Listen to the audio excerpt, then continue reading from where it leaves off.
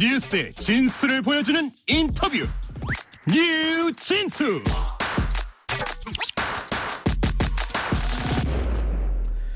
뉴스의 진수를 보여주는 인터뷰 뉴진수. 주요 정당들의 총선 공천 작업이 마무리 단계에 접어들었습니다. 이 과정에서 민주당은 극심한 공천 갈등을 겪고 있는 것 같은데요. 이재명 당대표는 무리하게 공천하지 않았고 최대한 경쟁을 보장했다고 말했습니다. 관련해서 민주당 홍익표 원내대표 전화로 연결해서 말씀 나눠보겠습니다. 대표님 안녕하세요. 네, 반갑습니다. 네, 반갑습니다. 우선은 임종석 전 대통령 비서실장이 컷오프 공천 배제라는 당의 결정을 받아들였는데요. 탈당 가능성도 제기가 됐었는데 그러지 않기로 결정을 한 것 같은데요. 민주당 지도부는 지금 이를 어떻게 평가하고 계신지 궁금하네요.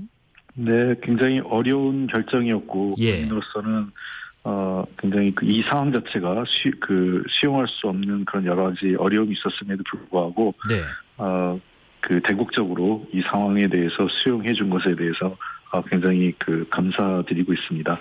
아마 여러 가지로 당의 네. 공천을 둘러싼 논란이나 불편함들이 있었는데 임종석 전 실장의 그런 큰 선택으로서 상당 부분 어려움을 해소할 수 있는 그런 분위기가 조성됐다라는 측면에서 아주 큰 결단이었다고 생각을 합니다. 네네. 오늘 민주당에서는 최고위도 있었는데요. 임종석 전 실장을 비롯해서 혹시 공천 배제된 분들에 관한 논의도 혹시 오고 간 게 있는지 궁금하네요.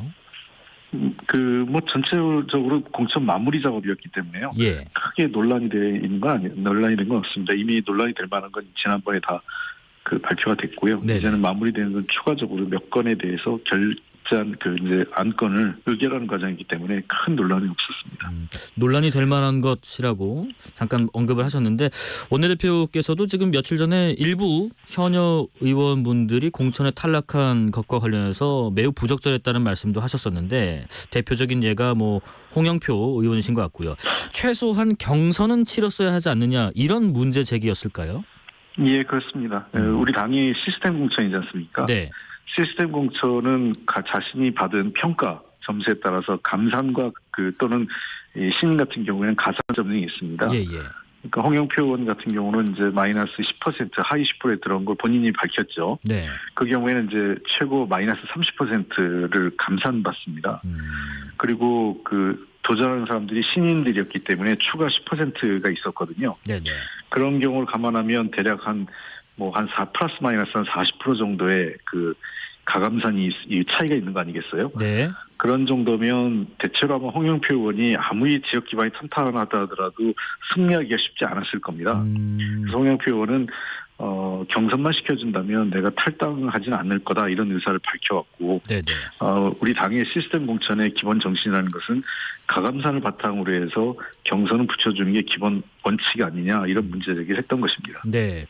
지금 홍영표 의원 관련해서 또 거취도 주목이 되고 있는데 오늘 문재인 전 대통령 예방한 내용도 지금 나왔는데요. 잠깐 말씀드리면 문제의식에 공감하며 안타깝다는 심정을 밝히셨다. 앞으로 어떤 결정을 하더라도 잘 되면 좋겠다는 덕담도 주셨다고 홍영표 의원이 전해왔습니다. 이 메시지의 어떤 말씀대로라면 앞으로 어떤 결정을 하더라도 잘 되면 좋겠다. 탈당을 할 것 같으신가요? 어떻게 해석하실지 궁금합니다. 글쎄요, 그거는 그냥 전직 대통령으로서 예. 그리고 오랫동안 홍영표 의원 같은 경우는 문재인 대통령과 인연이 많은 분이거든요. 네. 그러다 보니까 원론적인 어떤 덕담이 아니었을까 이렇게 보고요. 이 문제를 갖고 너무 깊은 해석을 할 필요는 없지 않을까 생각을 합니다. 예. 다만 어쨌든 전직 대통령으로서 오랫동안 정치적 동고동락을 같이 했던 홍영표 의원의 경선 과정에 참여 못하고 총선에 이제 민주당 공천을 받지 못한 상황 그리고 탈당 논의가 있는 그런 상황들 자체가 개인적으로 굉장히 안타까웠지 않느냐 그런 의사를 표현하신 것 아니냐 생각을 합니다. 다시 또 임종석 전 실장 얘기 잠깐 하면요. 지금 임종석 전 실장의 어떤 역할론 혹은 거취 문제 이런 얘기도 좀 나오는 것 같은데 전현희 전 권익위원장이 이런 요청을 하셨죠. 중성동갑의 선대위원장을 맡아주면 좋겠다. 지금 민주당에서는 임 전 실장께서 어떤 역할을 해주시면 좋겠다 바라는 부분이 있으실까요? 아직 뭐 구체적으로 그런 논의는 할 수 있는 상황은 아니라고 생각을 합니다. 네.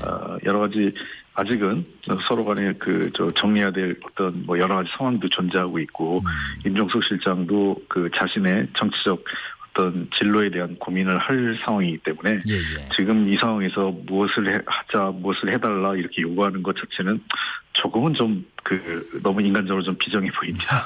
그래서 조금 시간이 좀 필요하고 다만 당의 입장을 수용했다라는 측면을 감안하면 좀 더 어쨌든 지금 가장 중요한 것은 민주당이 조금 더 나은 성적을 총선에서 거두고 윤석열 정부의 독선과 이 어떤 실정을 우리가 막아야 되는 큰 역사적 과제가 있다는 측면에서 그런 측면에서 어떻게 힘을 같이 모으고 어떻게 하는 것이 좋을까에 대한 고민은 함께 상의해 가면서 적절한 역할이나 또는 필요한 일을 찾아가지 않을까 생각됩니다. 지금 당장 어떤 것을 얘기하는 것은 조금 더 너무 우리 입장만 생각하는 것 같다 생각을 합니다. 네, 어떤 인간적인 도의적 측면도 좀 고려를 해야 된다는 말씀이신 것 같고요. 네. 지금 임 전 실장께서 출마하려 했던 곳이 전략 공천 대상으로 지정이 됐는데 당 공관위 측에서는요.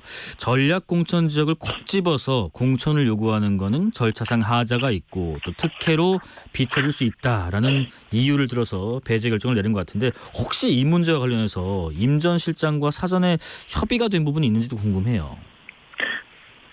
저하고 뭐 특별하게 협의한 내용은 없었어요. 저는 아시다시피 지난 2022년 7월에 성동을 떠났고 성동을 떠나서 서초울로 지역을 옮긴 상태였고 사실 제가 알기에는 임 전 실장이 꼭 당초에는 성동만을 고집하지는 않았던 여러 가지 다양한 가능성을 열어놓고 당에게 내가 어떤 역할을 하면 좋을지에 대해서 당의 입장을 좀 여러 차례 문의를 했는데 그에 대해서 책임 있는 답변이 가지 않으면서 좀 더 일이 꼬였던 것 아닌가. 전체적으로 마치 이제 임종석 실장이 난 성동 아니면 아무데도 안 가. 처음부터 애초에 그런 입장은 아니었다. 이런 과정적이 있습니다. 뭐 자세한 내용을 여기서 다 밝히긴 좀 그렇지만 어쨌든 그 과정 자체가 매끄럽지 못하면서 서로 간에 약간 오해나 불편함이 증폭되는 그런 과정이 있었지 않냐 생각을 합니다. 그럼 홍 대표님께서는 혹시 사전에 협의는 없으셨지만은 공천 배제 결정 내려진 직후에는 혹시 임 전 실장과 통화를 하셨거나 만나서 말씀 나누신 게 있으실지요? 통화는 했었죠. 통화는 했고 여러 가지 어떤 아쉬움이나 또는 제 나름대로의 의견도 전달을 했고, 임종석 실장 입장도 듣고 해서, 어쨌든 저는 임종석 실장이 지금 당의 입장을 수용하고, 대국적으로 본인이 결정해 준 거에 대해서는, 상당히 감사하다, 이런 입장을 갖고 있습니다. 예. 그리고 지금 민주당을 탈당하고 국민의힘으로 입당한 김영주 국회 부회장 얘기 잠깐 해보면요. 이상민 의원에 이어서 현역으로는 두 번째로 국민의힘에 입당을 하셨고요. 여기에 지금 새로운 미래에서 적극적으로 설득하는 것으로 알려져 있는 서른 의원님, 잠깐 말씀 나온 홍영표 의원님도 있습니다만은 공천 과정의 원심력이 좀 커지는 양상인가 이런 평가에 대해서는 혹시 어떤 의견이세요? 네, 항상 당의 공천 과정, 선거 시기에 공천 과정에서는 탈당하거나 또는 여러 가지 또 심지어 탈당을 넘어서서 상대당으로 아예 당적을 옮기는 그런 경우도 종종 발생을 합니다. 이번 경우처럼요. 예, 그렇습니다. 이번 경우가 지나치게 과거보다 더 크다 이런 평가를 들을 수는 없겠지만 어쨌든 조금 아쉬운 거는 컷오프 과정이 있어라도 사전에 이런 분들에 대한 좀 사전 설명이라든지 명예롭게 물러날 수 있는 그런 과정들에 대한 배려, 그러니까 인간적인 존중과 배려, 그리고 과정에서의 좀 섬세함 이런 부분에 대해서는 좀 아쉬움이 있습니다. 예를 들면 어떤 특정 의원이 자격이 있느냐 없느냐 이 사람의 컷오프가 옳으냐 그르냐 이 문제를 떠나서 저는 과정 관리에서는 아쉬움이 있다 이렇게 말씀을 드리는 겁니다. 그렇죠. 사실 그런 내용 평가 면에서는 본인에게 직접 통보를 하는 거기 때문에 본인이 말씀을 하시거나 문제 제기를 하지 않으면 모르는 일일 텐데 이렇게 좀 공개적으로 반발하시는 부분들에 대해서는 그런 아쉬움도 좀 과정 속에서 있는 것 같다는 말씀이신 것 같고요. 그렇습니다. 예, 홍 대표님 그리고 지금 공천 과정에 대해서 또 불만을 토로하면서 최고위 사퇴 선언을 했던 고민정 의원이 있는데요. 최근에 그 최고위에 복귀해달라는 요청을 하셨다는 보도도 있던데 이게 사실인지 그렇다면 그 이유가 뭔지가 궁금합니다. 그 공천 과정에서 여러 가지 아쉬움을 갖고 이제 어떤 최고위원회 결정이 너무 그 짜여진 대로만 가는 것 아니냐 이런 불편함을 호소했어요. 그리고 논의가 제대로 그 정상적으로 이루어지지 않는다라는 그 불만도 가지고 계셨고 그래서 그런 비판들을 한다 하더라도 저는 최고위원이라는 자리는 당원들이 뽑아준 자리 아니겠습니까? 그런 자리의 무거움을 감안하면 물론 고민정 최고도 그런 이 자리가 가지고 있는 중요성과 무게를 잘 알고 계세요. 그래서 여러 차례 저도 설득을 했고 당대표께서도 아마 설득을 하신 거로 알고 있습니다. 그래서 고민정 최고가 좀 더 다시 최고위로 복귀해서 같이 이제 4월 총선을 함께 준비해 나가는 것이 이후에 이 그 결과에 대한 책임이나 어떤 잘잘못 이런 것은 이 사후에 그 논의를 하더라도 지금은 그런 아쉬움은 좀 뒤로 하고 총선의 승리를 위해서 뜻을 모아가는 과정이 필요하지 않을까 이런 생각을 합니다. 그러면 대표님 그리고 이재명 대표까지 이렇게 설득을 최근에 하셨다면 곧 돌아오실 거로 보시는지요? 그건 여기 이 자리에서 쉽게 아직은 이렇게 쉽게 그 답을 하긴 좀 어려운 상황이고요. 다만 좀 본인께서 그 결심을 하고 결단을 해서 돌아오고 할 말은 돌아오셔서 최고위원회에서 쓴소리도 또 잘못된 걸 바로잡는 노력도 함께 했으면 좋겠다 이런 생각입니다. 네네. 그리고 당 대표도 같은 의견이시고요. 같은 의견이시고요. 그리고 또 일부 보도를 보면요, 또 대표님과 이재명 대표님 간에 어떤 공천을 두고 일부 좀 이견과 충돌이 있는 것 아닌가 이런 보도도 있었는데 원내 지도부와 당 지도부 간에 약간 공천 과정에 대한 이견이 분명히 존재하긴 하나요? 네, 당연히 민주주의 정당에서 서로 다른 생각이 있을 수 있고 그 의견 그 토론 과정에서 서로 간의 입장이 달리할 수 있다고 생각을 합니다. 다만 그거 자체도 민주주의적 절차를 중시해야 되기 때문에 자유롭게 얘기하고 또 의견 조정 과정, 그다음에 그 결정 과정을 거치고 나면 그 이후에는 그 결정 과정에 절차적 하자가 없다면 결정을 따르고 수용할 수밖에 없는 것이 민주주의적 절차겠죠. 결정에 대해서 아쉬움이 있지만 결정을 부정할 수 있는 건 아니라고 생각을 합니다. 네. 또 지금 민주당의 어떤 그 정권 심판론, 이 정권 심판론이 본선에서 지금의 어떤 민주당의 공천 잡음을 흡수할 수 있을까 하는 부분도 궁금하고요. 실제 선거 판세가 요동치는 변화가 나타날 수 있다고 보시는지도 궁금해요. 네, 그동안 지난 한 3주 이상 그 설 연휴를 전후해서 여러 가지 공천 과정의 논란이 좀 증폭되면서 상대적으로 그 윤석열 정부에 대한 실정이나 또는 무능 또 여러 가지 그 부정부패와 관련된 내용들이 좀 묻힌 것은 사실입니다. 그러다 보니까 우리 당내 분열이나 갈등이 더 확대 재생산되면서 당 지지율도 좀 내려간 건 사실이지만 어쨌든 빠른 시일 내에 저희가 이걸 수습을 하고 다시 조금 그 대우를 좀 정비하면서 통합된 힘으로 그 총선을 대비한다면 국민들께서 다시 한번 기회를 주시지 않을까 이런 생각을 합니다. 저희들이 부족한 면은 부족한 대로 또 저희들이 잘할 수 있는 것은 잘할 수 있는 대로 국민들에게 솔직하고 그다음에 진정성 있게 국민들에게 설명드리고 한다면 국민들께서도 저희들에게 좀 화가 나신 것도 좀 풀 수도 있으실 것 같고요. 또 다시 한번 그래도 지금 윤석열 정부나 여당의 독주를 막을 수 있는 유일한 세력은 민주당밖에 없는 것 아니냐라는 그런 판단을 하고 계신 것으로 알고 있습니다. 네네. 국민의힘은 좀 상대적으로 조용한 공천이 계속되고 있는 것 같던데 물론 오늘 이재명 대표 말씀은 좀 사뭇 다르시긴 했습니다만요. 여당의 공천 과정을 좀 평가를 해보신다면 어떤 말씀하시겠어요?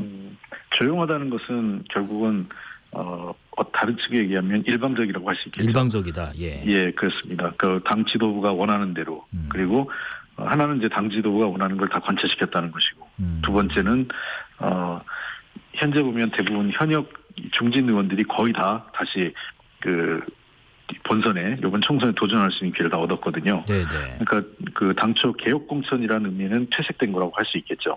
그러니까 신인이나 초선들은 다 탈락을 했고 또 그 와중에 조용하게 그 소위 그 아주 핵심적인 인물들, 검사 출신의 윤석열 대통령과 아주 가까운 분들이나 또는 이 용산 그 대통령실에 있었던 아주 핵심적인 인물들은 조용하게 좋은 자리를 다 찾아갔다 이렇게 보입니다. 그렇기 때문에 여당의 그 개혁은 조용하다는 얘기는 한편으로는 일방적인 권력의 힘에 의해서 그리고 실세들은 다 좋은 자리를 찾아간 그런 그 공천이 아니었나 생각을 합니다. 특히 조용하지도 않았던 것은 어젠가 서울의 한 지역위원장이 그 당협위원장이죠. 한 분이 분신까지 시도했지 않습니까? 당사 앞에서. 이런 거는 조용한 게 아니었죠. 우리 당에서는 이런 일이 하지는 않았습니다. 이 정도의 큰 일은. 네네. 그때 그런 걸 감안하면 어떤 의미에서는 조용한 것처럼 그 언론에 이렇게 비춰졌을 뿐이다 생각을 합니다. 지금 국민의힘이 민주당의 공천 상황을 좀 비판하는 모습도 계속해서 언론 보도가 되고 있고요. 그리고 한동훈 위원장은 이재명 대표와 민주당을 향해서 TV 토론을 하자고 제안하고 있는데요. 또 이재명 대표가 1대1 TV 토론을 거절했다라는 소식을 또 들으면서 한동훈 위원장이 또 한마디 했습니다. 생방송 토론에서 거짓말을 할 수밖에 없을 것이다. 왜 그렇게 저와의 토론을 도망가려 하시냐라고 했는데 여기에 대해서 혹시 잠깐 의견을 들어볼까요? 그 한동훈 위원장의 이렇게 그 TV 토론을 대하는 자세 이렇게 지금 말씀하신 앵커께서 말씀하신 걸 보면은 되게 좀 유아스러워요. 유아스럽다고요? 죄송하지만 왜 그러냐면 그 TV 토론을 자신과 상대 간의 어떤 배틀, 그러니까 전투로 생각하시는 것 같아요. 내가 토론 더 잘하지, 내가 말 잘하지, 내가 너보단 더 똑똑하지 이런 식으로 생각하는 것 같아요. 정치인의 TV 토론, 특히 양당의 다 대표하는 TV 토론은 국민들에게 어떻게 자신의 뜻을 잘 전달할까. 사실은 경쟁자가 상대방이 아니라 국민을 대상으로 대화하는 겁니다. 그런 측면에서 지금 한동훈 위원장의 TV 토론의 자세는 매우 부적절하다고 생각을 합니다. 그리고 그 프레임 자체가 결국은 야당 지도자 또는 대통령과 야당 지도자의 만남이라는 것은 만남을 통해서 뭔가 결과를 만들고 그 결과가 국민에게 좋은 결과로 가야 된다 이런 거 아니겠습니까? 그러면 지금 현재 대통령은 지금 거의 1년 반 이상 그 야당 대표하고 대화를 거의 회피하고 있고요. 그리고 대신 그냥 그 여야 대표들끼리 만나서 뭐 TV 토론을 하자 이렇게 얘기하는 것은 현재 절차를 전혀 지금 그 히스토리, 그러니까 역사적 지금까지의 여야 간의 당대표와 대통령 간의 대화 과정에 대한 걸 다 무시하고 그냥 총선을 앞두고 토론 배틀을 하자 이런 얘기는 저희가 무슨 대학생들 토론 동아리 모임도 아니잖아요. 정당들이요. 그러니까 지금 대하는 태도가 저기는 그냥 토론 동아리에서 그 누가 이기고 지는 거에만 관심이 있는 그런 게 아니라 요즘 대학생들도 토론 배틀을 통해서 얼마나 긍정적인 걸 내려고 노력하니까 우리 청년 대학생들도 굉장히 긍정적이고 좋은 걸 하는데 아주 그 나쁜 측면에서 이걸 그냥 배틀로만 대하는 것은 굉장히 이 토론 자체를 매우 유아스럽게 보는 거 아니냐 하는 아쉬움이 있습니다. 지금 한동훈 대표 비대위원장께서 토론을 상대를 이기려고 하지 말고 국민에게 나를 어떻게 보여주고 국민이 원하는 걸 뭔가를 도리어 해소하고 국민의 목소리를 듣는 자리로 봤으면 좋겠다고 제가 한 말씀 드리고 싶습니다. 어제 그리고 조국혁신당이 출범을 했습니다. 조국혁신당 같은 경우는 검찰 독재 청산이라는 이런 구도를 좀 민주당과 비슷하게 취하는 것 같은데요. 민주당에서는 창당대회 조정식 사무총장도 가셨더라고요. 조국혁신당과 민주당은 어떤 관계로 봐야 할지 궁금하네요. 글쎄요, 뭐 조국혁신당은 조국혁신당대로 또 민주당은 민주당대로 각자의 역할이 있다고 생각을 합니다. 그래서 어제 조정식 총장이 간 거는 뭐 정당 야권에서 한 정당이 발생하고 또 모르는 관계도 아니고 그래서 그 예우 차원에서 그 당을 대표해서 사무총장이 가신 거고요. 조국혁신당은 조국혁신당대로 지금 그 주요하게 내세우는 게 검찰 개혁 아니겠습니까? 그런 측면에서 또 역할이 있다고 생각하고 또 우리 이 민주당 같은 경우는 좀 더 야권을 대표하는 그 대표 정당으로서 보다 폭넓게 해야 될 일이 다양하게 있다고 생각을 합니다. 검찰 개혁을 넘어서서 민생 개혁, 민생 안정, 경제 회복, 또 남북 한반도 문제와 외교안보 이슈 등등 여러 가지 문제가 복지 문제까지 이러한 그 문제를 포괄해서 다뤄야 되기 때문에 그런 측면에서 각자의 역할과 또 위치가 전 다르다고 생각을 합니다. 예. 그리고 원내대표님, 지금 선거구 획정 법안이요, 정말 가까스로 처리가 됐는데 참 이런 상황이 반복되고 있는 것에 대한 국민의 시선은 곱지 않은 것 같아요. 헌법은 뭐 이미 인구 비례성을 가장 중요한 원칙으로 선거구를 획정할 것을 요구하고 있는데 이게 입법부의 판단과 좀 괴리가 있기 때문에 계속 이렇게 늦어지고 가까스로 처리되는 건지도 궁금합니다. 네, 이게 한 가지는 국회 책임이 있고 예. 또 한 가지는 좀 우리 그 사법부가 네. 헌법재판소 등이 좀 더 달리 판단해야 되지 않을까 이런 생각이 있습니다. 왜냐하면 말씀하신 대로 선거구 획정과 관련돼서는 지금 계속 그 원래된 예정일을 넘기고 있지 않습니까? 국회에서요. 네. 그래서 좀 더 그렇게 넘길 수 없도록 절차 과정을 법으로 좀 강력하게 해야 된다고 생각을 합니다.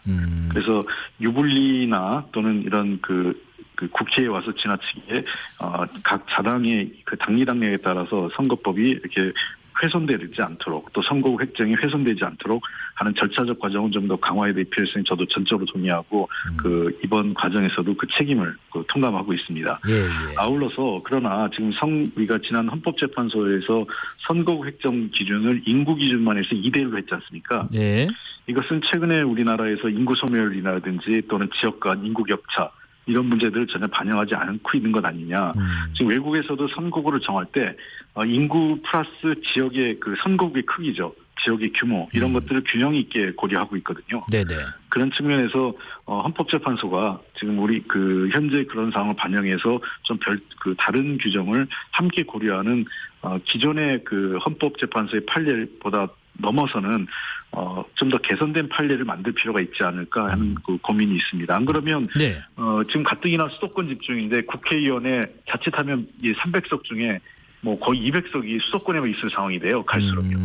그러니까 그런 것은 당연히 국가 균형 발전 차원에서 지금 이 경제뿐만 아니라 정치의 그 수도권 집중도 문제 아니겠습니까? 네네. 그런 측면을 감안할 때 이 헌법재판소가 기존의 인구만을 기준 인구 2대1만을 기준으로 한 어떤 그 너무 엄격한 판정에 대해서 좀 더 달리 해석할 수 있는 그런 그 노력이 그 헌법에 맞춰서 다른 해석을 좀 이 판례를 만들어야 될 필요가 있지 않을까 하고 전 헌법재판소에게 제안을 드리고 싶습니다. 입법기관뿐만 아니라 사법기관의 어떤 현실에 맞는 전향적인 자세도 필요한다는 말씀이신 것 같고요. 대표님, 그 마지막으로 현재 상황에서 민주당이 잡고 있는 이번 선거의 목표 의석은 어느 정도나 될지도 궁금하고요. 이렇게 되기 위해서 어떤 조건들이 좀 선결돼야 할지도 궁금하네요. 글쎄요, 뭐 지금 목표 의석을 말씀드리기에는 상황이 이렇게 간단치는 않습니다. 그저 저 입장에서는 단 한 석이라도 더 얻고 싶다. 이런 말씀을 하고 싶고요. 특히 국민의힘보다 조금 한 석이라도 더 얻고 싶다 이런 말씀을 드리고 싶고요. 그러기 위해서는 결국은 국민이 지금 원하시는 게 뭐냐 하는 문제인데 국민은 지금 가장 힘들어하는 게 경제와 민생이라고 생각을 합니다. 결국은 경제와 민생이 그 국민들의 삶이 그 높은 물가, 인플레죠. 그다음에 물가 상승률과 높은 금리 또 일자리 등등으로 어려움을 겪고 있기 때문에 이러한 문제를 해결할 수 있는 역량 있는 정당, 정치 세력이 누구냐를 좀 보여주는 게 필요하다고 생각을 하고요. 국민들께 이번에 경제 실패, 그 민생 파탄의 책임을 이번 선거에서 분명히 물어야 이런 정책 기조가 바뀝니다. 안 그러면 만약에 이 기조를 바꾸지 않는다면 현재와 같은 어려운 경제 상황이라든지 민생 파탄이 지속될 수 있기 때문에 국민의 삶이 어렵다면 새로운 선택, 뭔가 바꾸려고 하는 선택을 해주셔야 되지 않을까 하는 것을 국민들께 호소하고요. 저희가 좀 더 역량 있는 책임질 수 있는 그 경제와 민생을 책임질 수 있는 정책 역량을 좀 보여주는 것과 함께 선거는 결국 국민의 마음을 얻는 거기 때문에 저희가 좀 더 겸손하고 낮은 자세로 국민들께 다가가도록 노력하겠습니다. 예, 여기까지 말씀 듣겠습니다. 지금까지 민주당 홍익표 원내대표였습니다. 고맙습니다. 예, 감사합니다. 실시간 교통